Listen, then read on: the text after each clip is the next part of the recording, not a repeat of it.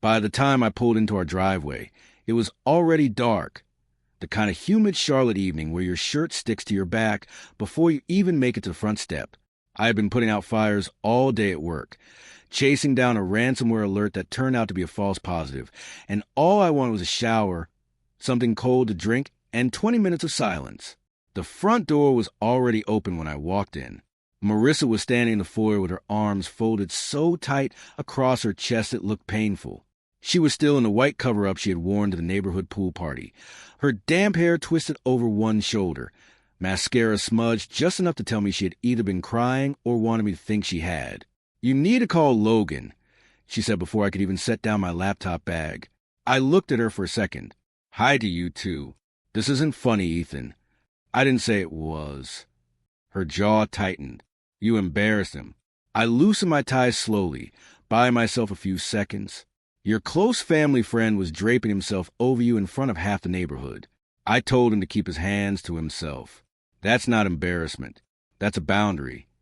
He was joking around. "His hand was on your waist." She gave a sharp laugh, the cold kind with no humor in it. "So now I need permission to talk to people?" "That's not what I said." "No. What you did was make Logan uncomfortable in front of everyone. Karen texted me after you left. People notice." That part landed exactly the way she meant it to. Not that I was hurt. Not that our marriage looked bad. Not that her husband had been disrespected. Her concern was that Logan had felt uncomfortable. I watched her then, really watched her. The flushed cheeks. The anger that came too fast. The way she never once asked why it bothered me. I work in cybersecurity. Patterns matter more than excuses.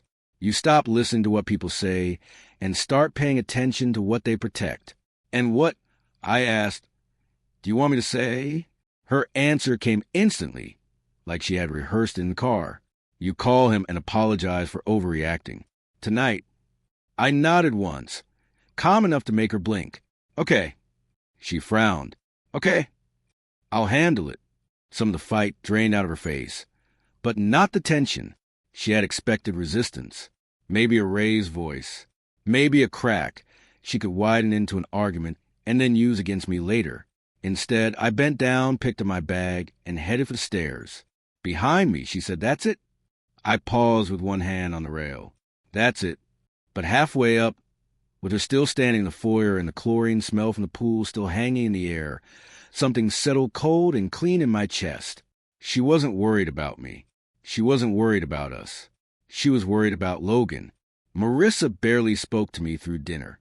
She moved around the kitchen with that clipped, offended energy she used when she wanted the whole house to feel her anger. Plates touched the counter a little too hard. Cabinet doors shut a little too fast. She kept checking her phone face down beside her wine glass, like she was waiting for reassurance from somewhere that wasn't across the table. I played my part. I asked Mason about school. I reminded our daughter Emma to put her plate in the dishwasher. I even told Marissa I'd call Logan tomorrow, just to settle things down. She gave me a tight nod without looking at me. By 11, the house was quiet.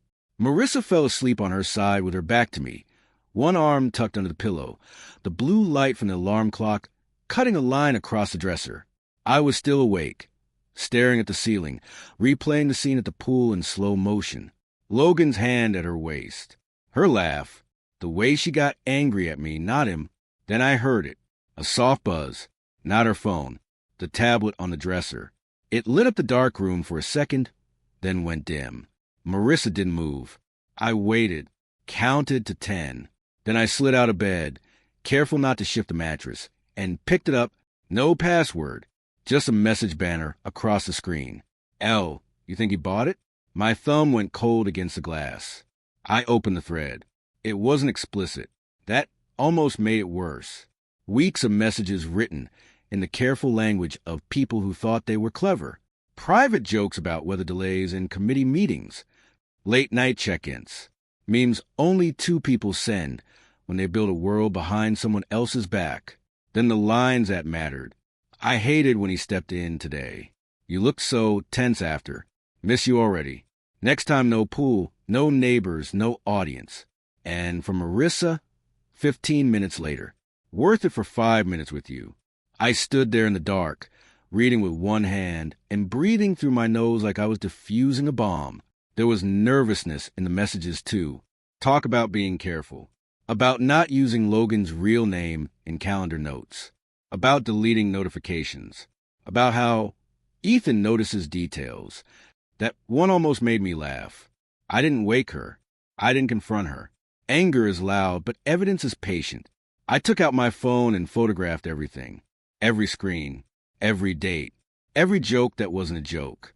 Then I forwarded what I could to an encrypted folder I kept for work, hidden behind a file structure no one in my house would ever find. When I finished, I put the tablet back exactly where it had been. Screen angled toward the bed, charger tucked under the base like nothing had happened. Then I lay down beside my wife and listened to her breathe. By morning, she would think the secret was still theirs. It wasn't. Now it was mine. I woke up before her, not because I had to, because I wanted the house quiet while I worked. Marissa was still asleep, her tablet untouched on the dresser, like it had never betrayed her. I got dressed slowly, the same routine I'd followed for years. Dark shirt, gray slacks, watch on the left wrist. Controlled, predictable. Then I sat at the kitchen counter with my laptop, and her digital life open in front of me. People think secrets are hidden in big moments. They're not. They're buried in patterns. Her email was clean at first glance. Too clean. Promotional junk. School updates. Harmless threads with friends. But the time stamps told a different story. Gaps. Entire evenings with no activity, followed by bursts at odd hours. I cross-referenced it with our shared calendar. That's when I saw it. Wellness retreat, Asheville, 3 separate weekends over the past 4 months. I clicked into the details. No booking confirmations attached. No emails linked. Just a title and a soft green color she used for self-care. I opened a separate browser and searched our credit card history. The charges were there. Not wellness retreats. Luxury cabin rentals. Private listings. Paid through third-party processors. No obvious names. But the dates matched perfectly. I leaned back in the chair and stared at the screen for a moment. Organized, repeated, planned, not a mistake, not a phase, a system. I kept digging. There were other entries too. Smaller ones she probably thought were forgettable. Art Fair, Charleston, Wine Weekend, Greenville, trip she had taken alone. Always framed as a break, a reset, something I had encouraged because I thought she needed space. Each one had a matching charge. Boutique hotels, 2-night stays, mid-range but discreet, always booked under slightly different variations of her name. And once, just once, I saw it. A note, not in her main apps, buried in a secondary notes app most people forget exists. I opened it. Dozens of short entries. Not dates, not full sentences. Fragments. He makes everything feel lighter. I don't feel like a wife. I feel alive. Ethan is stable. Logan is something else. Need to be careful. Worth it. I read that last line twice. Worth it. I closed the laptop slowly and sat there in the quiet kitchen, the hum of the refrigerator filling the space where something else used to be. Upstairs, I heard her move, floorboards creaking, the soft rhythm of a normal morning starting. I didn't feel anger. Not yet. What I felt was clarity. This wasn't spontaneous. It wasn't recent. It had been built, step by step, behind my back, using the trust one handed her like a tool. And now I knew exactly what I was dealing with. Not a mistake. A long-term operation. I didn't bring it up right away. Kids notice more than people think. But they also learn quickly when to stay quiet, especially when the house depends on it. Mason was at the kitchen island that afternoon, headphones around his neck, scrolling through something on his phone while half finishing a bowl of cereal he should have eaten an hour earlier. 15 years old. Old enough to understand. Young enough to carry things he shouldn't. I poured myself coffee and sat across from him like it was any other day. "You good?" I asked. He shrugged. "Yeah." I let the silence sit for a second. Then I said, "You can tell me if something's off." He didn't look up at first. Just kept scrolling. Thumb moving slower now. "I'm fine." I nodded once. Took a sip. "All right." I stood like I was about to leave it there. That's usually when people talk, when they think they got away with not saying anything. Dad. I stopped. He finally looked up, eyes a little tighter than usual. If I tell you something, you're not gonna, freak out, right? I don't freak out, I said calmly. That wasn't entirely true. I just didn't do it in front of people. He hesitated, then pushed the bowl away. A couple weeks ago, I came home early. Practice got canceled. I didn't move. You and Mom thought I was still out. The way he said it told me everything before he even finished. I went through the garage, he continued, voice lower now, and Logan was there. The name landed heavy. But I kept my face still. They didn't see me at first, he said. She was standing really close to him. He stopped, searching for a word he didn't want to say, closer than normal. I let him take his time. Then he touched her, Mason said quietly, not like a friend. And she didn't stop him. There it was. Clean. Simple. No exaggeration.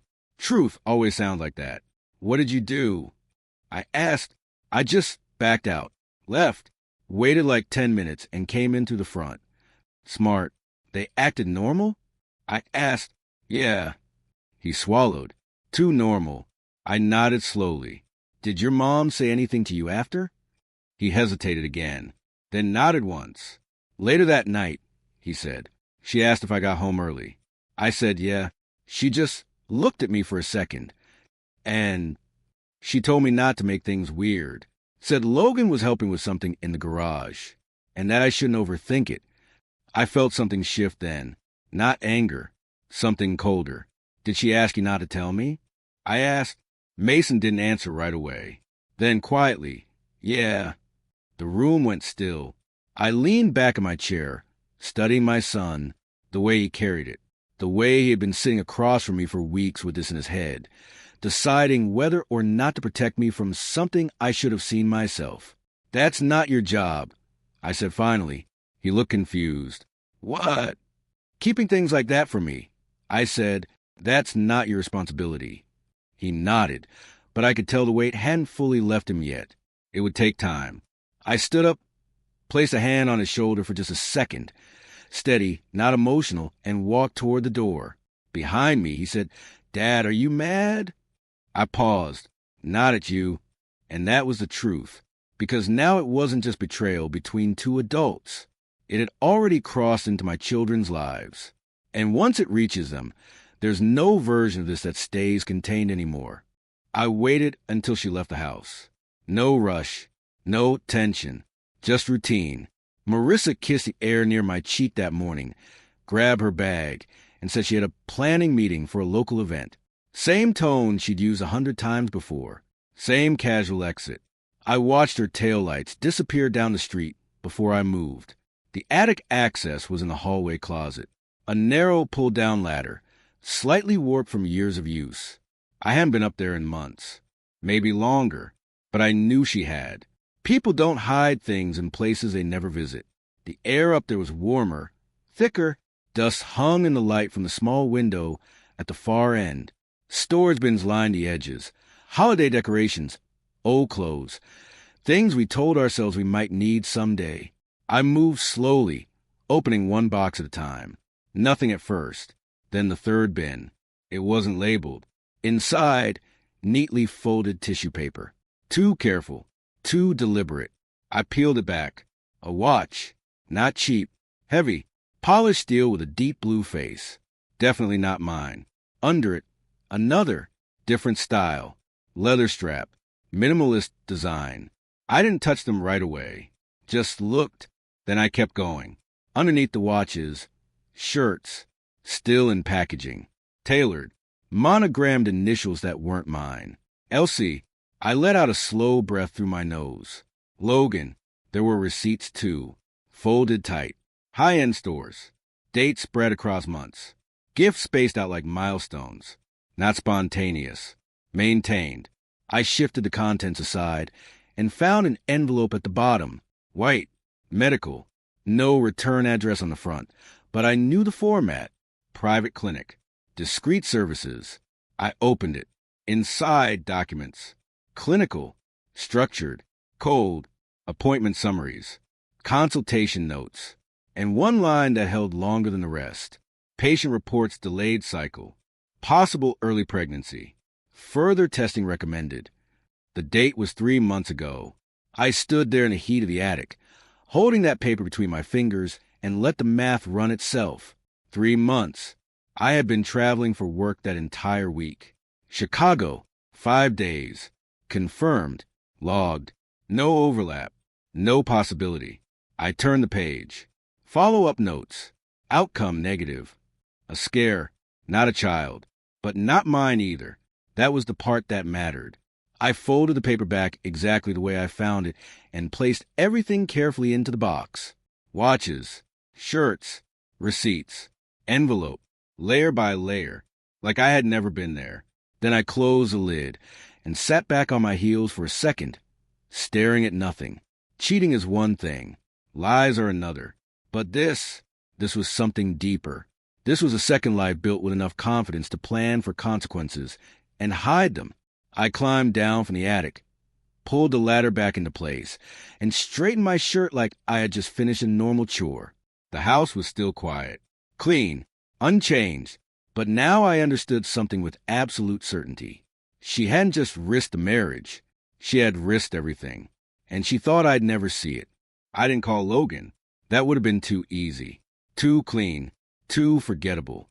Instead, I waited 3 days, long enough for Marissa to relax, long enough for her to assume I had handled it quietly, like she wanted. She even thanked me once, casually, over breakfast, like I had done something for her. "Glad you cleared things up," she said, not even looking at me. I just nodded. By Friday evening, everything was in place. I knew where Logan lived. I'd been there once before, months ago, for a neighborhood dinner.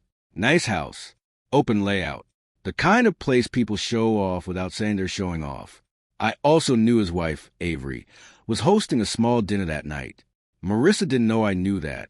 I parked across the street at 6:42 p.m., early enough to be calm, late enough that guests would already be arriving. The binder sat on the passenger seat beside me, slim, black, organized, inside everything. Printed screenshots of messages, dates highlighted, travel receipts matched to calendar entries, photos of the gifts from the attic, transaction logs, timeline summaries. Clean, structured, undeniable. I stepped out of the car, straightened my jacket, and walked to the front door. I didn't knock softly. 3 firm hits. Through the glass panels, I saw movement. Then Avery appeared. She smiled at first, polite, expecting someone else. Then she saw me. "Ethan," she said, confused. "Hey." "Evening," I said calmly. "Is Logan home?" Her smile faltered just slightly. "Yeah, he's, getting ready. We're about to have people over." "I won't take long," I said. "I just want to clear the air." That phrase landed exactly the way I wanted it to. Clear the air. She stepped aside, still unsure, but too polite to block me. "Okay, sure. Come in." The house smelled like roasted vegetables and wine. Soft music playing somewhere in the background. Normal. Logan came down the stairs a second later, adjusting his cuff. He froze when he saw me. Not dramatic, just a flicker. But I caught it. "Ethan," he said, forcing a smile. "Hey, man, I was actually meaning to—" "I'm sure you were," I said evenly. Avery looked between us now, the tension starting to register. "What's going on?" she asked. I stepped further into the room and set the binder on the dining table, right next to neatly arranged plates and folded napkins. "I'm here to apologize," I said. Logan blinked. "You don't have to." "I know." I cut in softly, but I wanted to do it properly. In person. Avery relaxed just slightly, like the situation was resolving itself. Logan didn't. He was watching me now, closely. Good. I opened the binder. "Before I do," I continued, calm and precise, "I think it's only fair everyone has the full context." I turned the first page and slid it across the table toward Avery. A screenshot, her husband's name, my wife's message. Timestamp, 12:47 a.m. Avery frowned, leaning in. Logan didn't move. The room shifted. Quiet, heavy, irreversible. And I hadn't even started yet. Avery didn't understand what she was looking at yet. Not fully. Her eyes moved across the first page, scanning too quickly, trying to make sense of something her brain hadn't agreed to accept. She looked up at Logan, waiting for him to explain it away. He didn't. "Ethan," he said quietly, a warning now, not a greeting. "This isn't the place." "It's exactly the place," I replied. I turned another page, then another, each one placed carefully in front of Avery.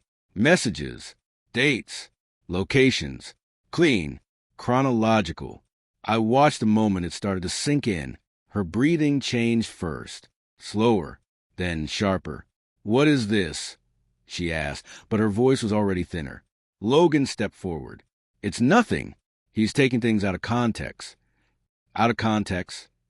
I repeated, almost curious. I flipped to the travel section. Cabin reservations. Matching dates. 2 names hidden behind aliases but tied to the same payment methods. Then I placed down the photos. The watches. The shirts. The receipts. Avery's hand moved to her mouth. "No," she said softly. Logan's composure cracked then, just slightly. "Ethan, stop." "I didn't. 3 months ago," I said, turning another page. There was also a clinic visit that made him freeze. Avery looked at me, then at him. "What clinic?" I held her gaze for a second before sliding the document forward. Private, discreet, pregnancy-related. Silence. Heavy. Absolute. Avery didn't pick up the paper right away. She just stared at Logan, searching his face like there was still time for him to undo it. "There's more," I said calmly. Logan snapped. "Enough." That was the first real emotion he showed. Too late. I closed the binder gently, like I was finishing a presentation. "You've been busy," I said.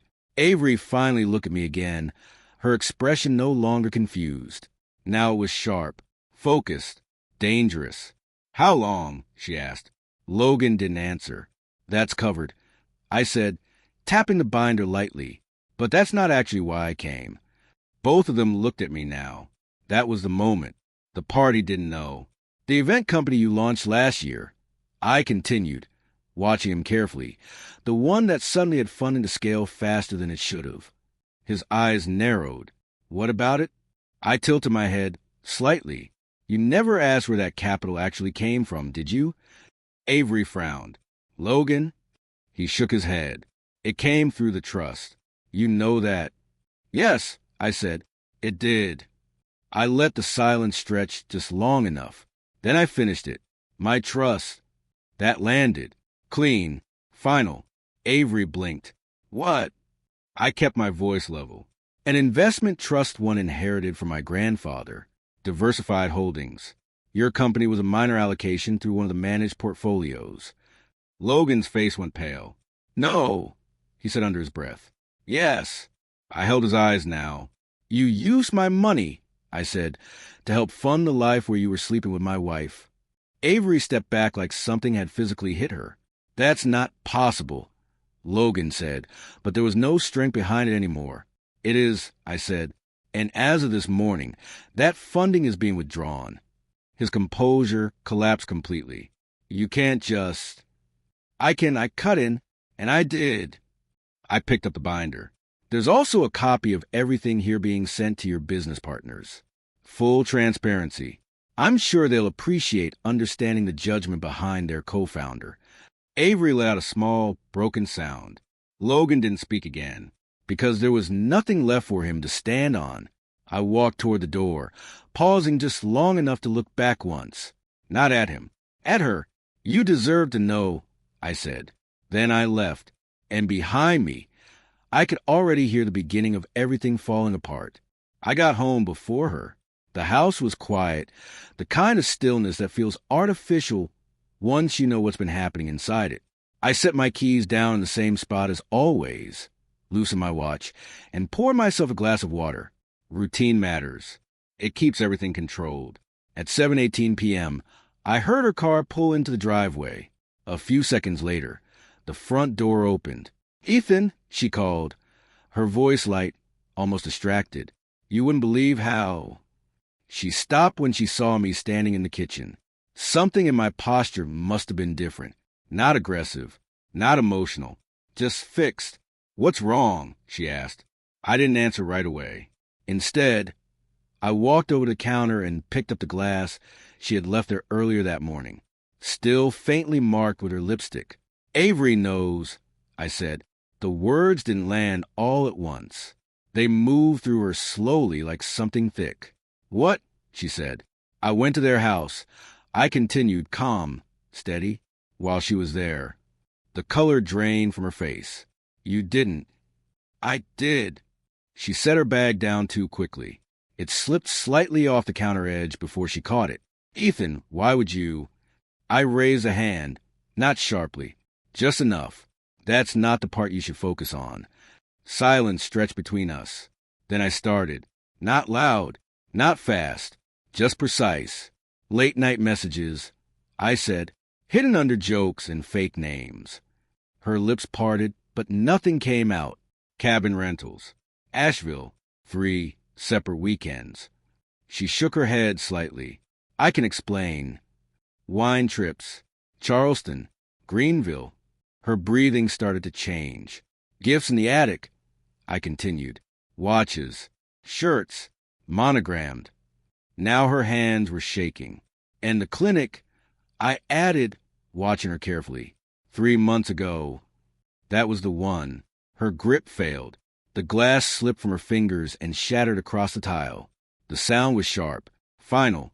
Neither of us looked down. You went through my things, she whispered. I went through the truth, I replied. Tears welled in her eyes, but they didn't fall yet. She was still trying to regain control, still searching for the version of this conversation where she could turn it. It wasn't what you think, she said quickly. Logan and I, we just... Don't, I said quietly. That stopped her, completely, because she heard it. There was nothing emotional in my voice.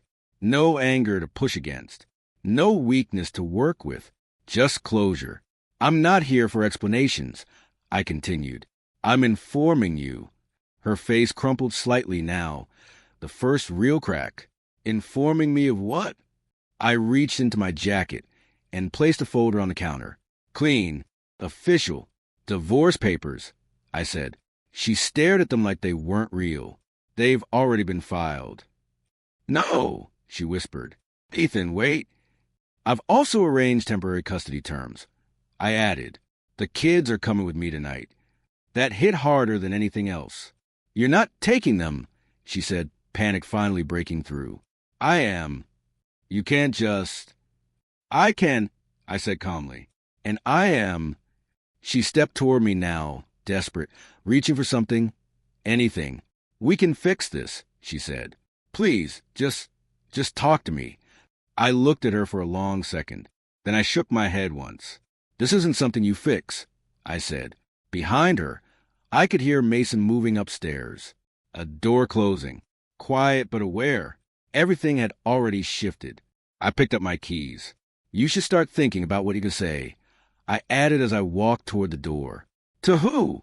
She asked, her voice breaking. I paused just briefly. To everyone.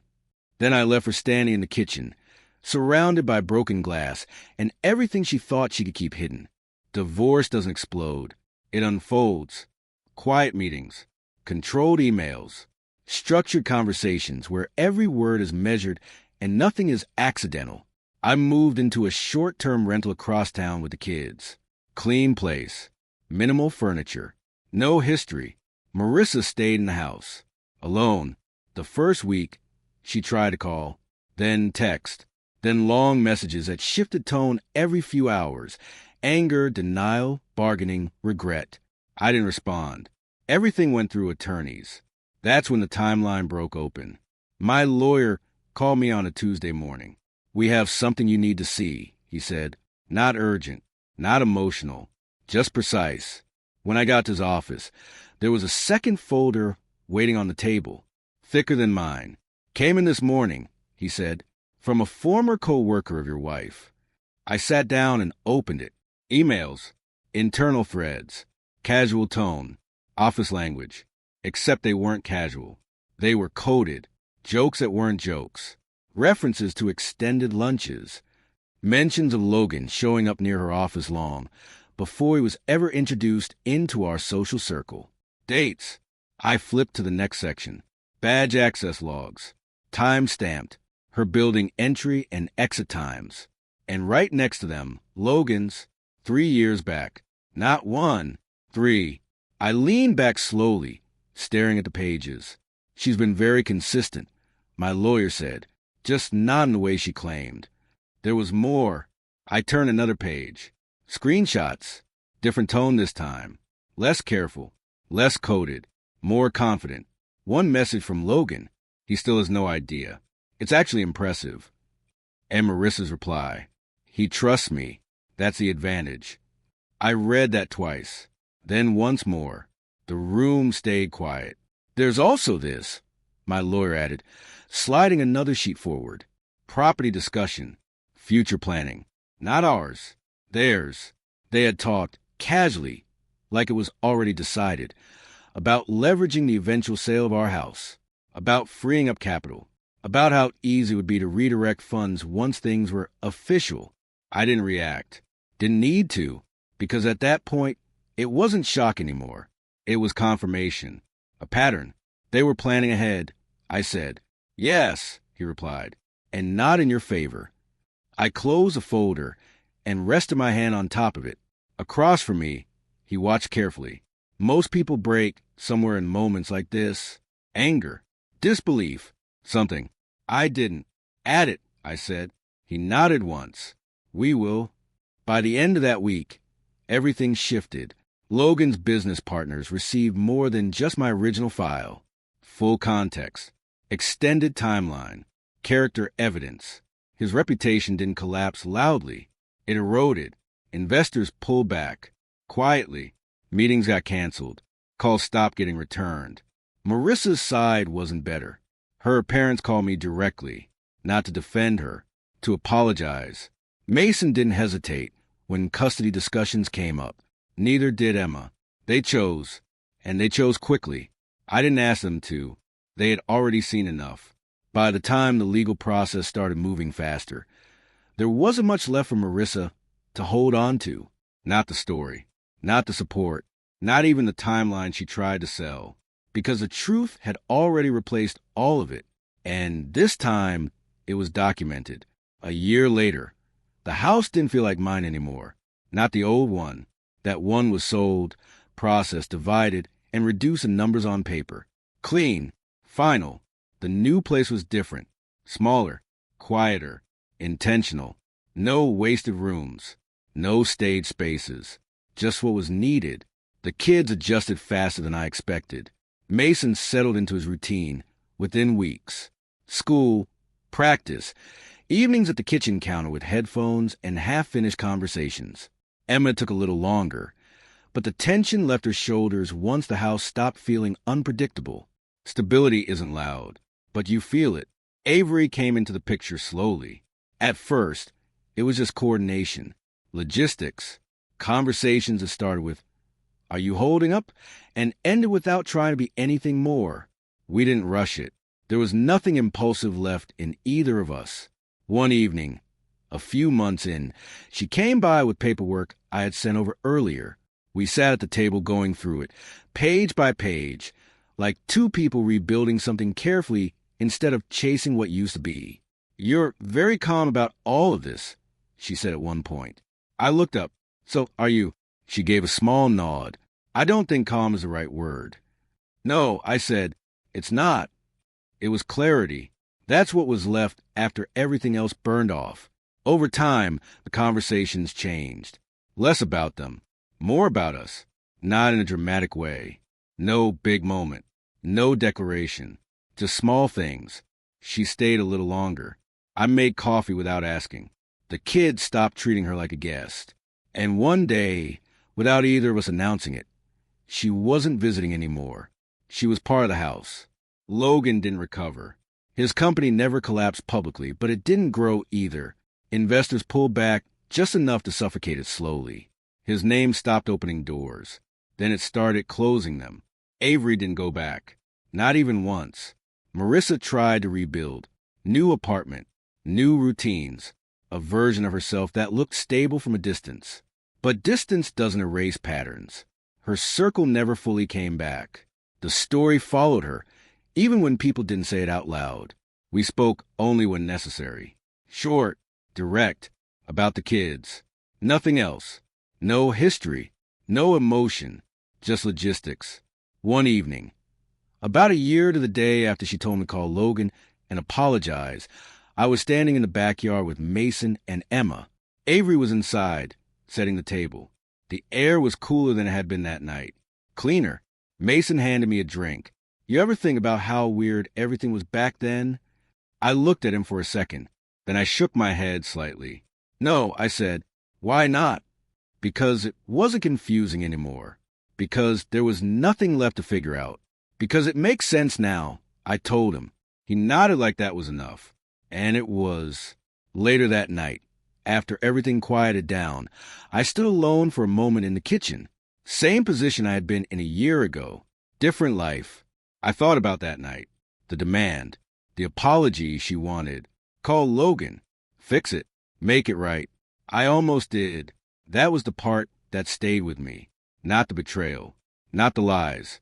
But how close I came to playing along. I picked up a glass, set it down, and let the thought pass. Because in the end, that moment didn't break my life. It exposed it. And once I saw it clearly, I never went back.